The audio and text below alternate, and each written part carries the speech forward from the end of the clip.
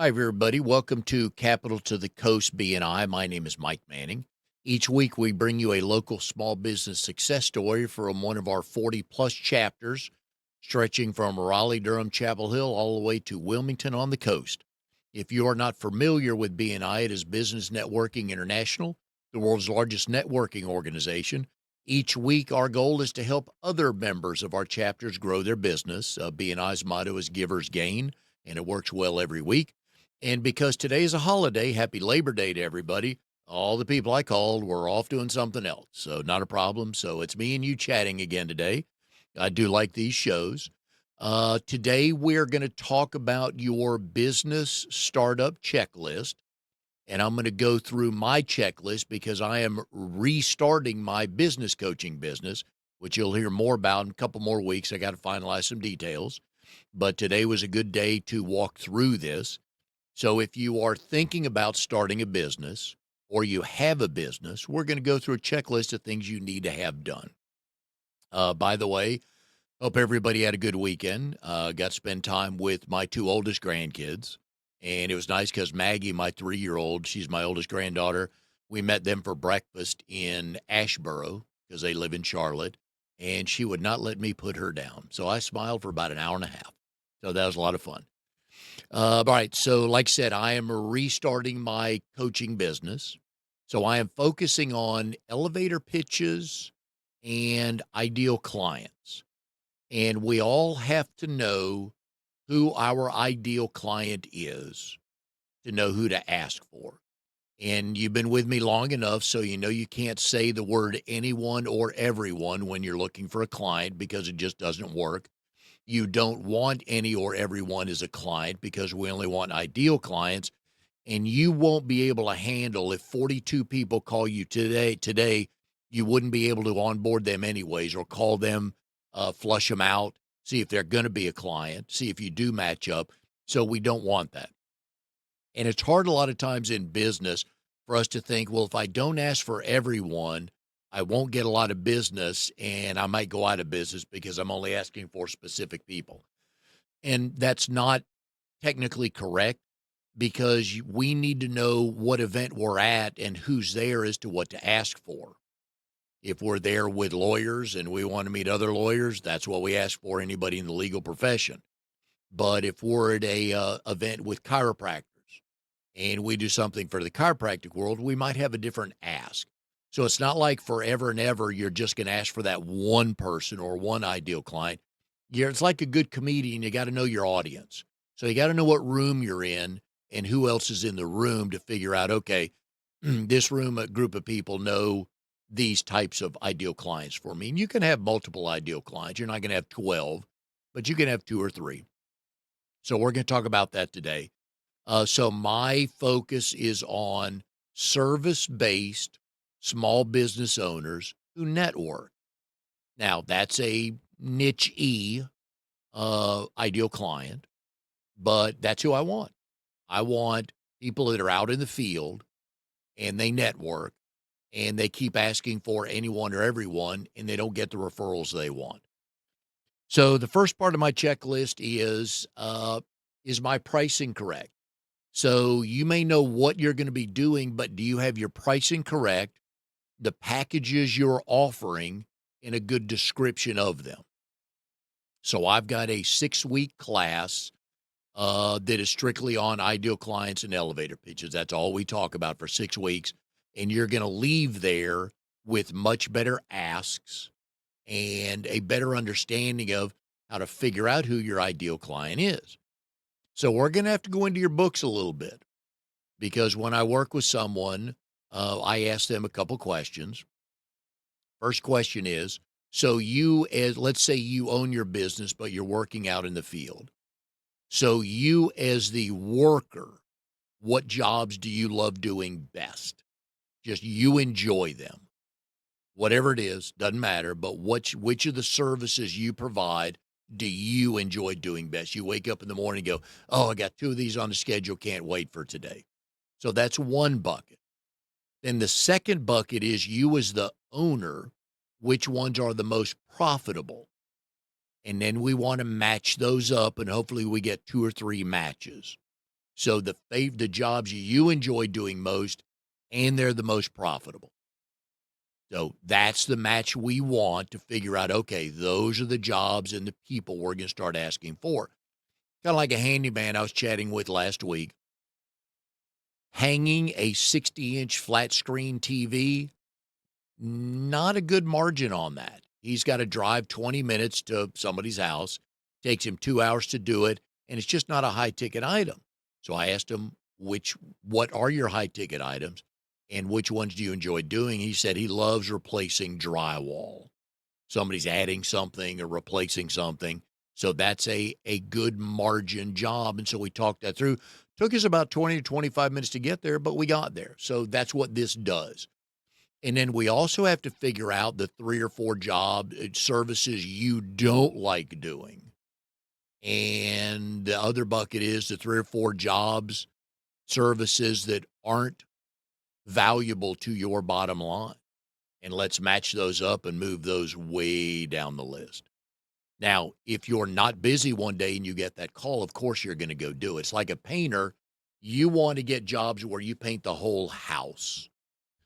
So you're not asking for one-room jobs anymore. Those people will find you. And your inner circle knows, oh, yeah, that's right. Call Mike. They do painting. I know he does single rooms as well. So you're going to schedule that on a day where you're not busy. So those calls are still going to come in, but we're going to ask for the whole houses. So we want to make sure our services and packages are correct, they're priced correctly, and we can explain who they are best for.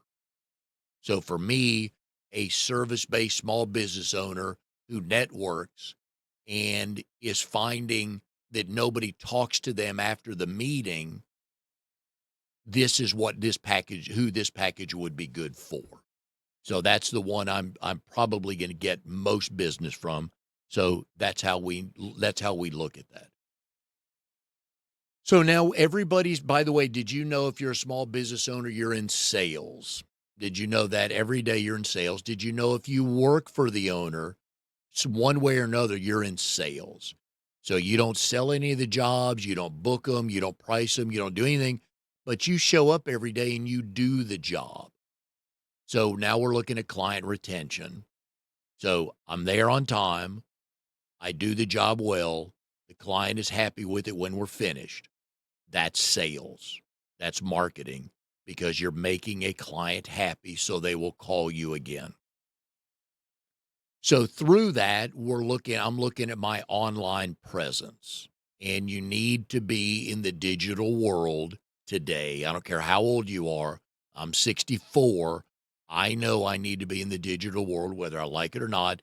And I know I need video, because the 2 generations behind me, or the 3 generations behind me, they're all on video. I have 2 sons, 38 and 35, and their generation, all about videos. They go to their phone and they watch a video, 30 seconds at the most. So if you have an online presence and you want to promote your job, one of the ways to do that is with videos on Facebook, Instagram, LinkedIn as well. Twitter, I follow up. I don't post on Twitter, but I laugh. Here's where Twitter's good.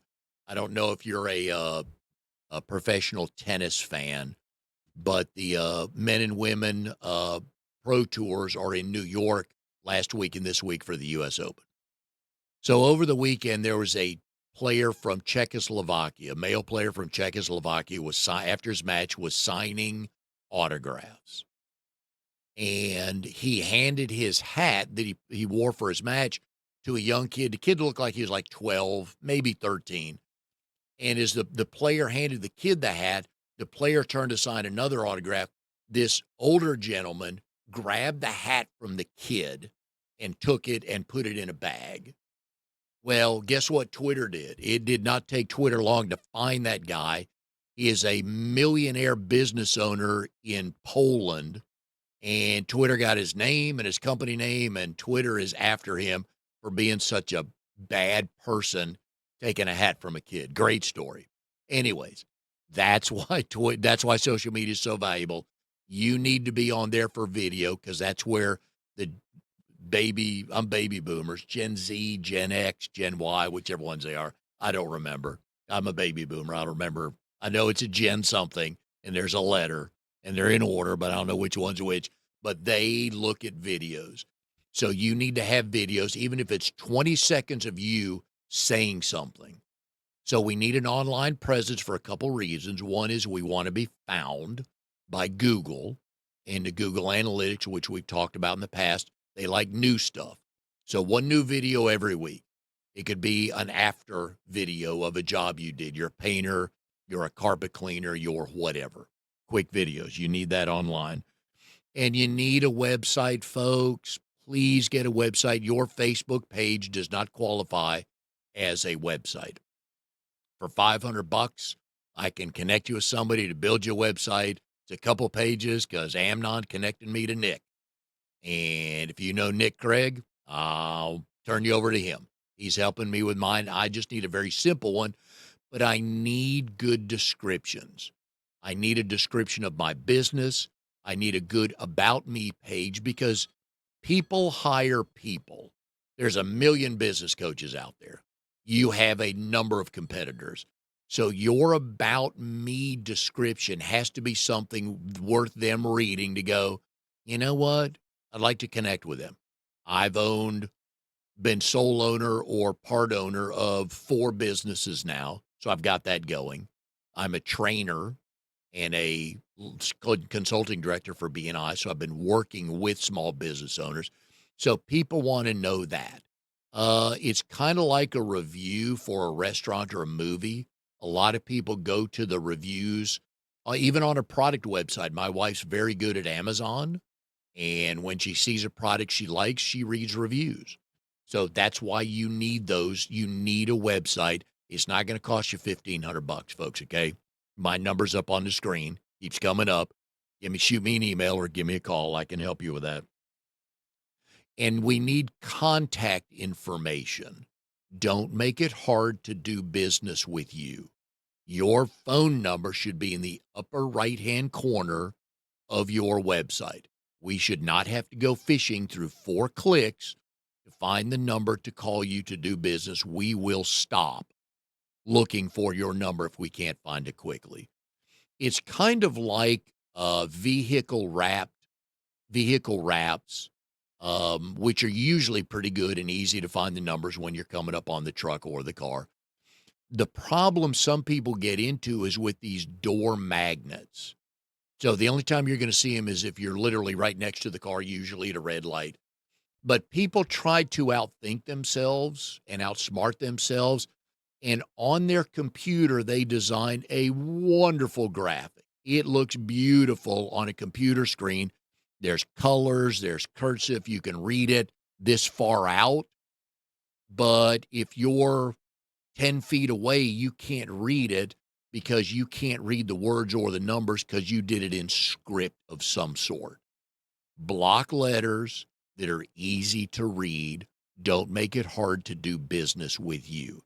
So on your contact page or your contact information, put that phone number right up at the top of your website. So people don't have to, they're not going to chase you very long before they go look for somebody else. If they don't know you, but your name came up and they got to chase you through 3 pages, not everybody's going to stay. So keep that in mind as well. Go register your domain name. You don't have, Amnon, you have to register the domain name to own the website, right? Yeah.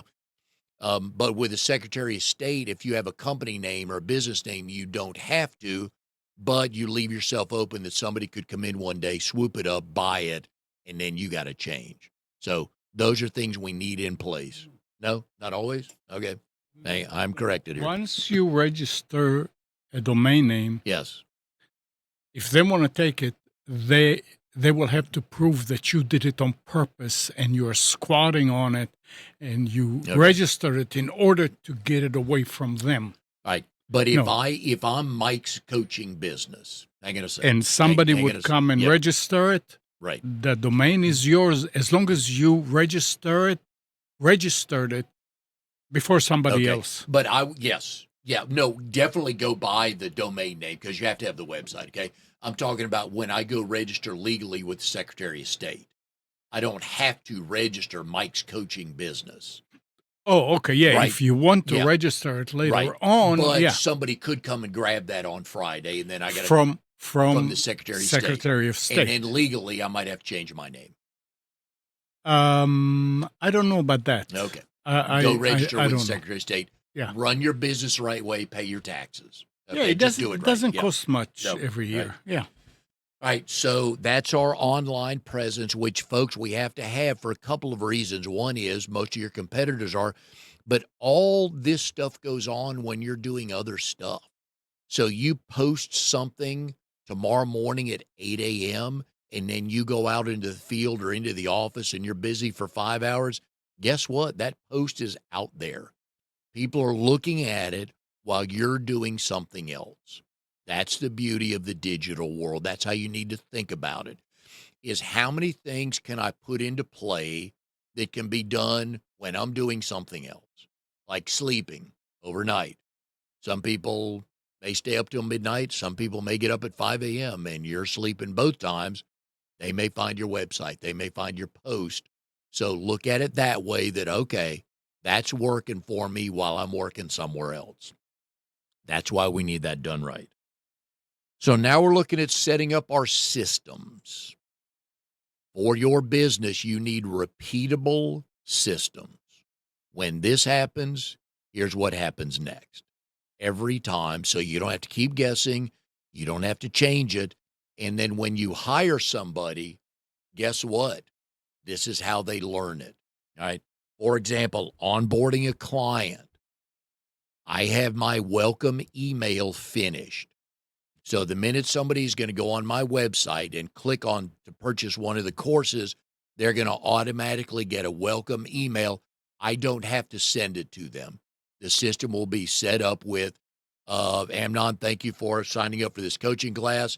Here's a welcome email. Here's information. Here's going to go. Here's how this is going to go. Here's my Calendly link to book your time for your first phone call.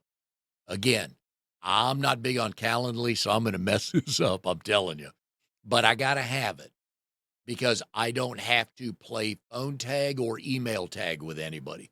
They go on my calendar that I set up. So if I don't want to work this Friday, no slots are available. That's the beauty of this, right? So Amnon finds 2 o'clock on Thursday, works great for him. He books that time. And then I get a reminder email that Thursday at 2 p.m. has been booked, and that's now not available anywhere else. So people know, 2 o'clock, I'd love to. I guess I'll have to take 9 a.m.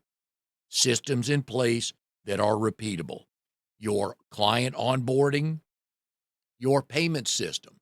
What are you using? Are you going to use PayPal? Are you going to use another merchant services? Is there a link straight to your bank? What are you going to do? What are you going to do? Are you going to be checks only? You can. I think people still have a checkbook. I don't know how many people write checks anymore. Yeah. Amnon and my brother do because nobody's getting into their bank account. So my brother still sends checks because there's no automatic draft out of his bank account. And that if that's you, great. Right. But just be prepared for that. A scheduling tool we talked about, a CRM, that's your client management system. So I met Judy on this date at this event, or I was introduced to Judy by this person. We talked on this date. Here's what happened. Here's the next step. That's what a CRM is. It could be as simple as an Excel spreadsheet to start with, but you need to track who you met, how you met them, where you met them, and what's the next step. So, because I don't know about you, but I can't remember everything.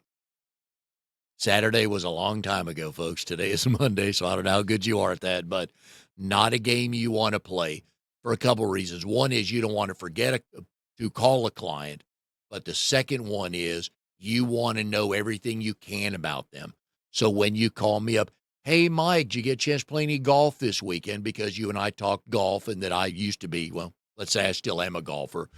We need those connection points. We'll get to the business. We need to connect personally. So you want those notes. Oh, how was your wife's birthday? Or, oh, your kid had a birthday. All those things that you want to know about your clients. So you can just send them a quick birthday card or a quick email or a quick note. You're not selling them anything. You're telling them two things with that birthday card.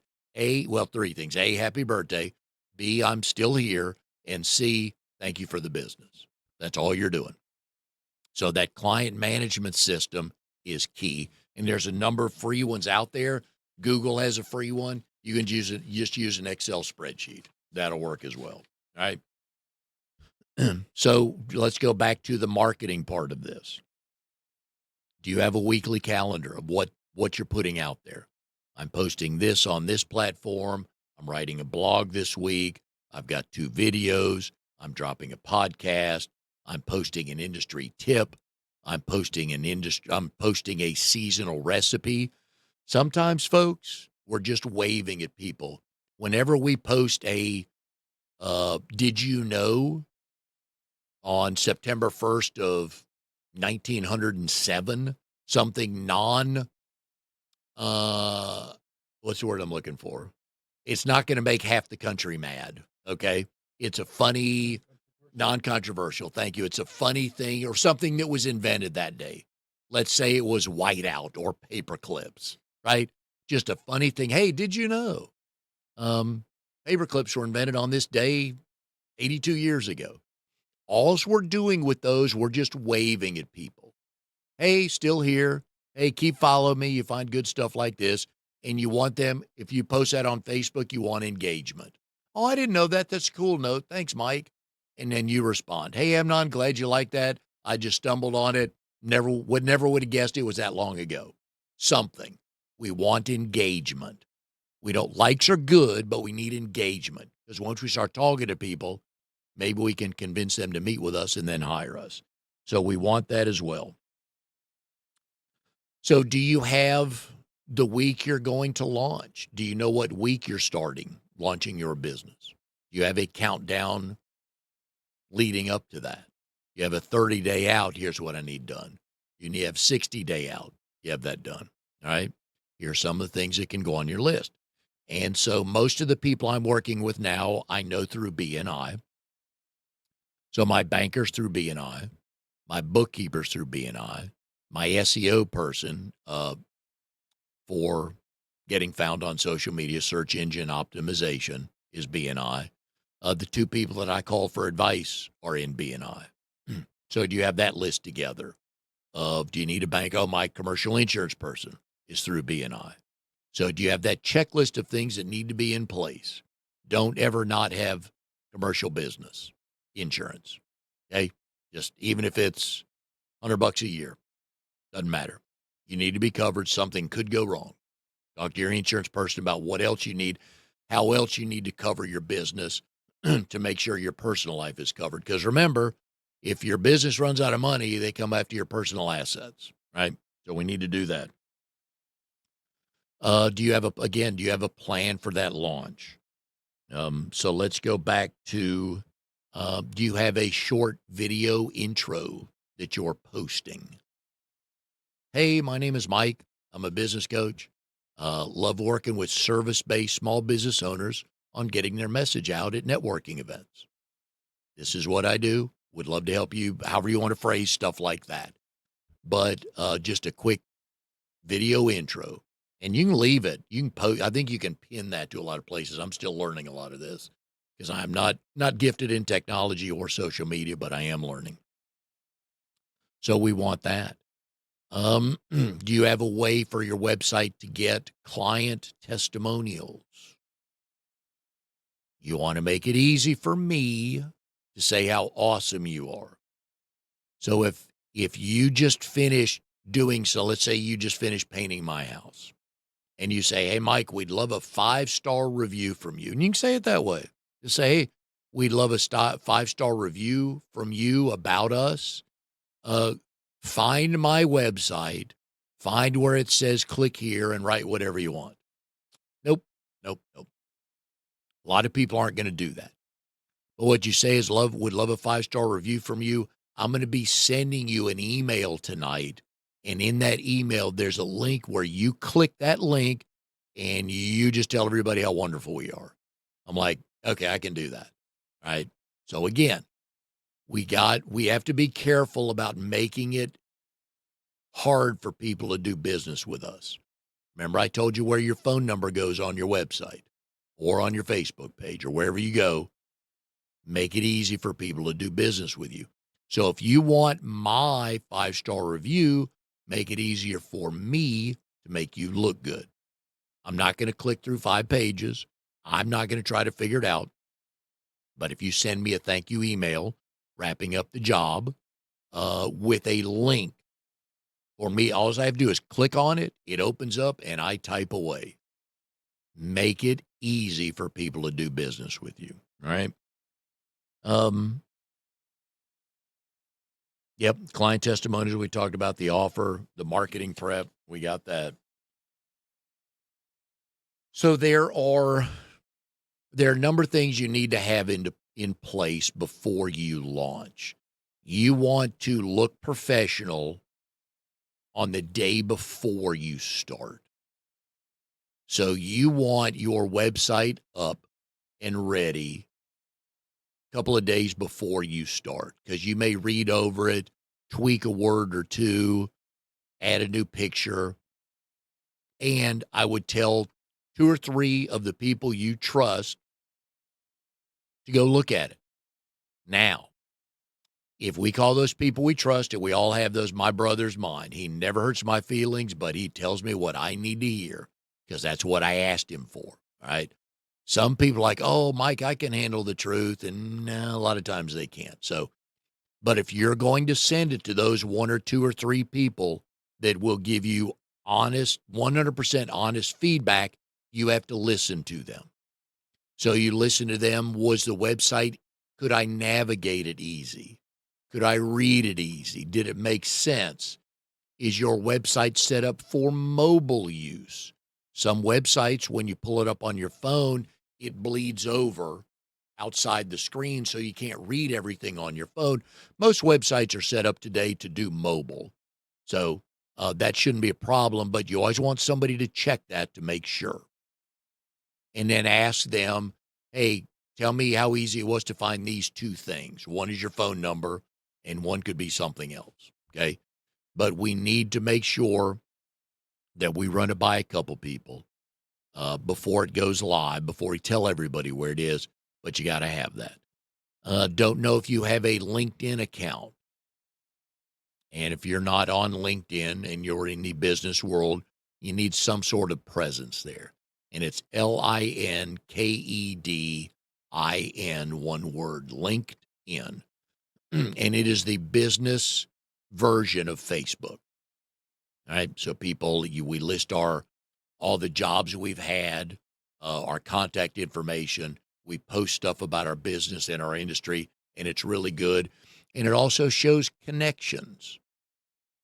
So if I were to go onto Amnon's website and I'm just looking for who we're connected to, because I need to meet him. I need an internet service provider. His name keeps coming up. So I go to his LinkedIn page and look at the connections we have.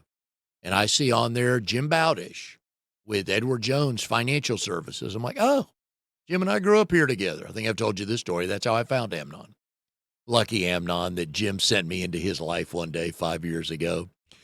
So I would call Jim. Hey, Jim, I see you're connected with Amnon. I hear he's the guy. Can you do an introduction for me?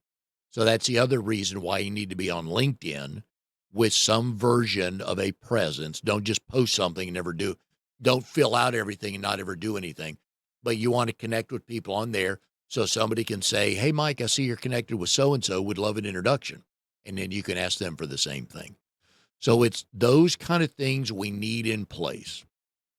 All right, Amnon, what's the phone number if anybody wants to send something in? 561 518 9773 if you have a question about anything or a comment about anything or a success story you have that you want to share with us. We'd love to hear it. 561 518 9773. Would love to hear how you started your business, what you learned, what you preferably would have wanted in place before you got started. And, it's never going to be 100%. Don't wait for everything to be perfect. What's the line, Amnon? Perfect is the. Anyways, I'll find it later. Yeah, if you wait for everything to be perfect, you'll never do anything. You'll never get started. But make sure your website's good. It does not have to be a $10,000 website, especially on day one. Right? You're a home services person or a small business, just you. You don't need that yet. I don't need that yet. That's why I'm not getting that yet. I'll plan to grow into it, but we need those things simple things in place. Can we be found? Here's the other thing to be ready to do the day you do open for business is have a list of pretty much everybody you know, but certainly all the key people. You need to tell them you're open for business. So it's an email. Hey, Jim, hey, I wanted to let you know, started re-energizing my coaching business. Here's what I'm focusing on with clients. If any of your clients network a lot and feel like they're not connecting with their elevator pitch, I'd love to be introduced to them. I don't put in there, hey, tell them to hire me. No. They'll meet me and then they'll figure out, okay, we'll talk for 30 minutes and like, okay, I need more of this, right? We're looking for introductions. But you need to be ready to tell everybody you know that you're open. Everybody. All right? Because you don't know who they know. They may not hire you. Let's say you're a photographer and they don't need any pictures, but they know business owners with staff. And like, oh, we love a good team picture up there, headshots, lawyers, accountants, medical offices. A lot of times they'll have individual headshots of all the people in there, right? So we are very interested in who everybody else knows, just like they're interested in who we know. BNI tells us on average, we know 250 people. So of your 20 closest people, do the math, that's 5,000. You're not going to meet all 5,000, but you don't want to meet all 5,000. You want to meet the key people they know. You want to meet all the property managers they know, or all the photographers, or all the dentists. It doesn't matter who. That's up to you. But that's what we want to do. So we need to have that list of people that we're sending an email to, A, to let them know we're open for business, but B, how they can refer us to the people they know that they think we could help. So again, I have a template or an email that I will be sending to my connections that says, if you know of anybody that is struggling with their networking, would love an introduction to them, and here's an email you can send to them that explains basically who I am. And if they want to put in their words on it as well, great. But again, let's make it as easy as we can for people to find us and to refer us. So if I'm like, hey, Amnon, I'm doing this. If you know anybody, tell them to call me. Not healthy, because Amnon in about an hour is going to be involved in 9 more things than he is right now. Right? So we want to make it easy for people to help us. So a lot of times you need to hand people the stuff. Here's an email. If you know of somebody that's struggling with networking and they're just not connecting, they've told you that I don't know what to say when I go to these networking events. I don't want to brag. Or they talk about the 17 things they do instead of one thing they do. All right. So that's the other thing. But write the email that way. If you know somebody just bought a house and they want to repaint it, love the house, just don't like to paint on the outside, would love an introduction if you'll share this email with them. That's what we're looking for, okay? Because there's people you'll do it for, so you have people that'll do it for you. But we got to have those things in order. We got to have our systems in order. We got to have the way we tell people what we're doing in order. And we've got to have a social media plan. So when you start, you post 3 times a week on Facebook, twice on LinkedIn, whatever it is. Twice on Instagram, although Facebook is connected with Instagram. So if you post it on one, it automatically goes to the other. But we need things like that. All right. So anything you want to add? Did I hit all the hot spots? What did you have in place when you first started way back when? There was no internet then. Then how'd you tell people you're open for business? Flyers and parking lots. Yeah. And you're right. I mean, you tell your friends, hey, Yep. I'm open for business. Tell everybody you know, family, friends, neighbors, anything. And you're always saying, if you know someone that you think I could help, I would love an introduction. Do not ever tell people to hire you. Right? No. They'll make that decision. You just want to get the word out that you want to meet people that are struggling with whatever it is. It doesn't matter what it is, but that's what we're doing. We're showing ourselves as experts in the field, willing to help. Do not make anybody buy anything. That's not going to work. I don't know about you guys, but when somebody knocks on my front door on the weekend, yeah, I'm probably not answering. I have a couple neighbors that would text me if they were coming over. Family would text me if they're coming over. And then when I open the door, I'm not buying. I don't know about you, but I don't buy anything on my front porch except Girl Scout cookies. I'll do those. The coconut. Yeah, they keep changing names. My wife loves Thin Mints. By the way, Thin Mints out of the fridge, very tasty. I'll buy Girl Scout cookies on the front porch, but nothing else. If you have something I'm interested in, I'll ask you to leave me information. I'll make the decision. You're not going to make the decision here for me, right? So don't ever tell somebody, hey, call your 10 friends and tell them to hire me. Nope.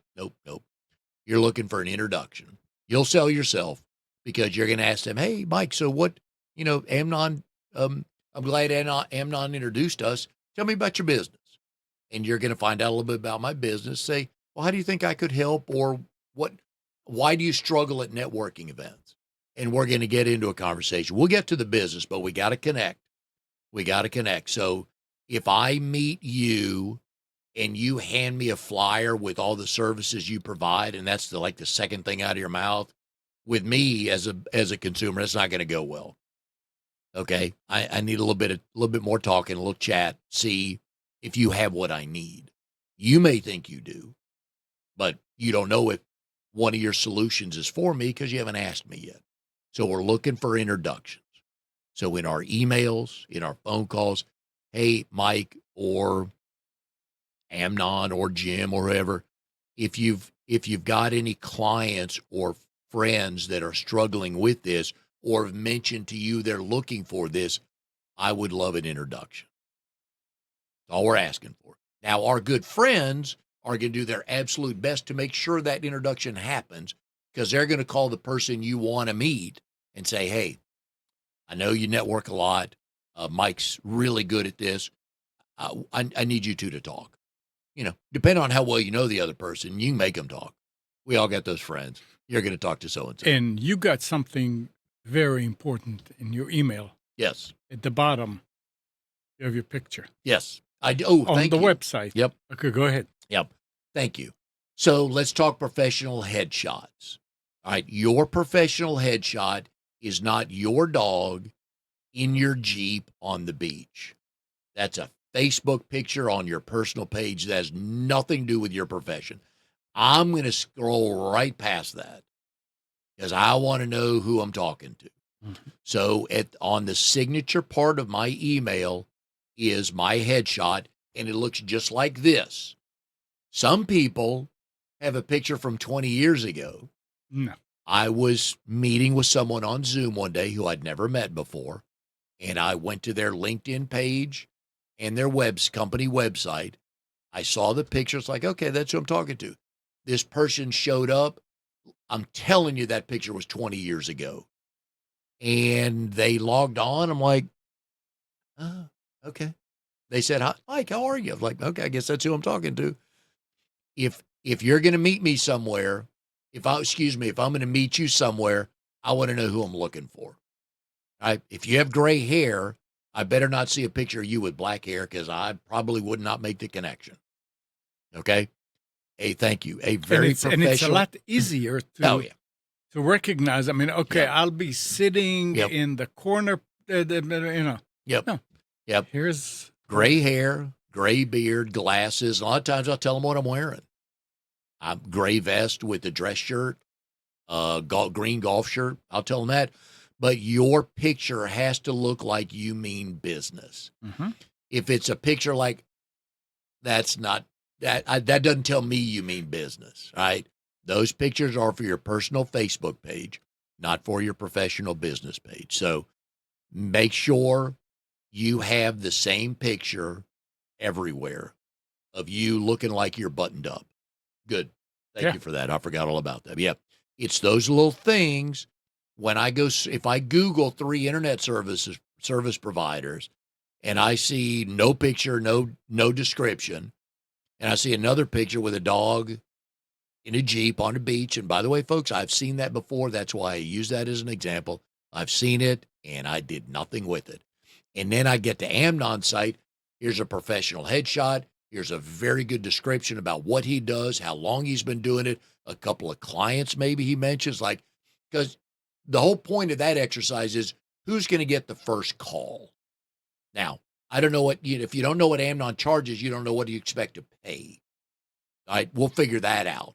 But who's going to get the first call? So is your online presence set up where you get the first call? So these rainbow pictures, these pictures of your dogs, pictures of your kids, nope, and no. Now what I'm hiring, not hiring your kids, not hiring your dog. I'm hiring you. I'm hiring a buttoned up professional that wants the business. So act like you want the business.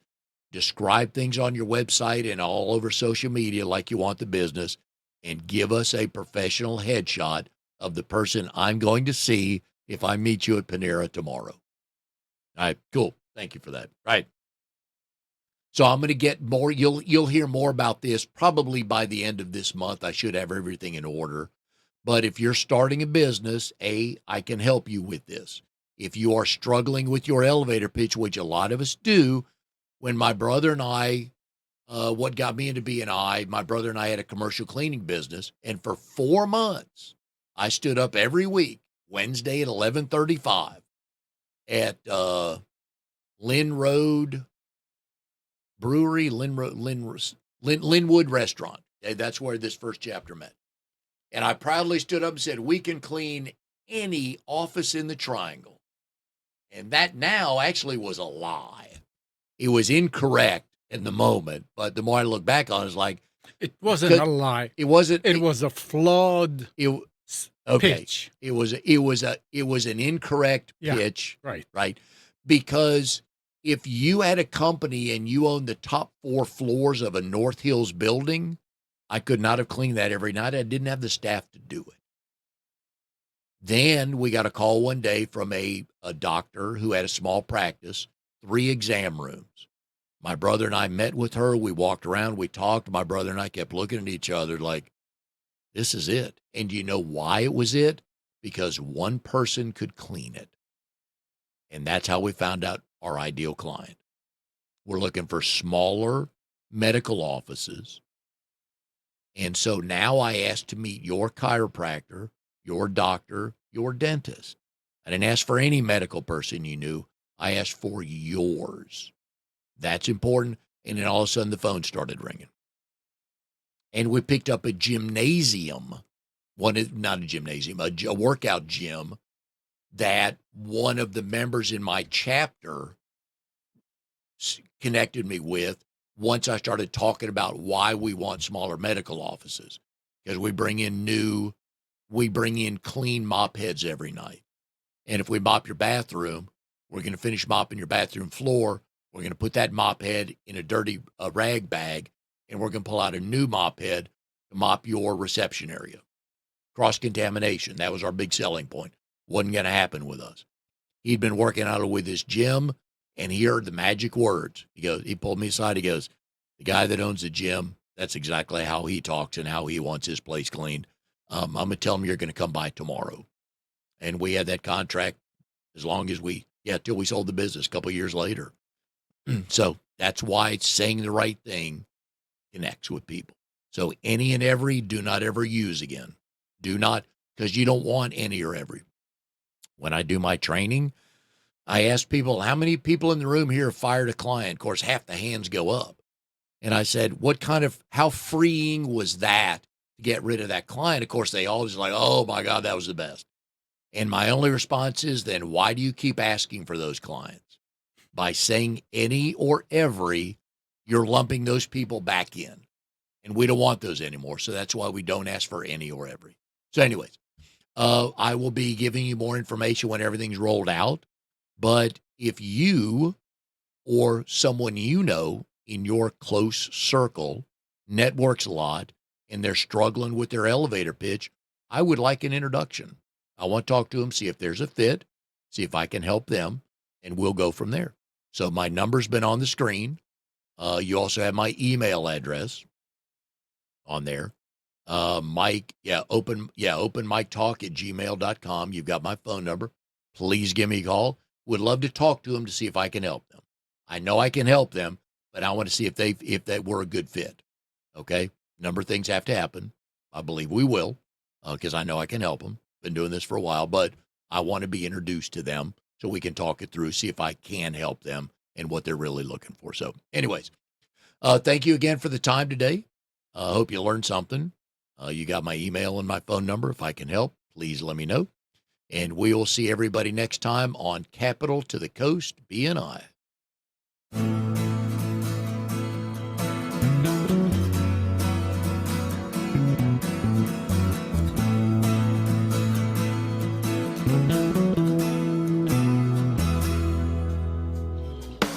You are tuned to the Nissan Communications Network. If you tuned in too late, you can always watch each program in its entirety or download an MP3 audio file of it in the archives section at nissancommunications.com. Don't forget to subscribe to our YouTube channel, follow us on Twitter, and like us on Facebook. Sponsored by StreamingGear.com and DeltaForce.net.